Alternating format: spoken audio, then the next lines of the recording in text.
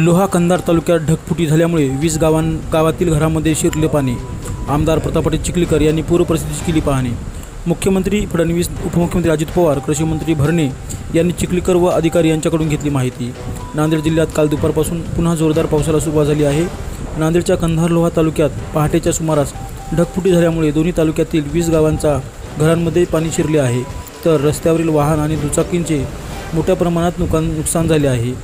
या परिस्थितीचे आमदार प्रतापराव चिखलीकर यांनी पाहणी केली आहे। यावेळी मुख्यमंत्री देवेंद्र फडणवीस, उपमुख्यमंत्री अजित पवार, कृषी मंत्री दत्तात्रय भरणे यांच्याशी चिखलीकर यांनी संवाद साधत पूर परिस्थितीची माहिती दिली आहे।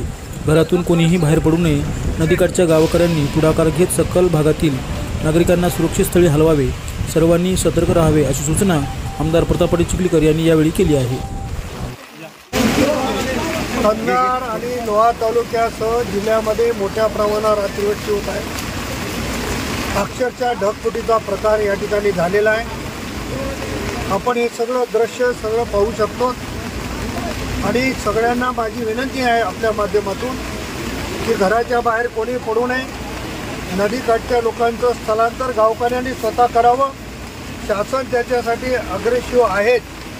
आत्ताच राज्याचे मुख्यमंत्री आदरणीय फडणवीस साहेब आणि राज्याचे उपमुख्यमंत्री अजितदादा पवार साहेबांचं माझं बोलणं झालेलं आहे। त्यांनी मान्य जिल्हाधिकारी, मान्य तहसीलदार आणि सर्व यंत्रणेला सूचना दिलेल्या आहेत। त्यामुळं सर्व नागरिकांना, सर्व गावकऱ्यांना हात जोडून विनंती आहे की घराच्या बाहेर पडू नका।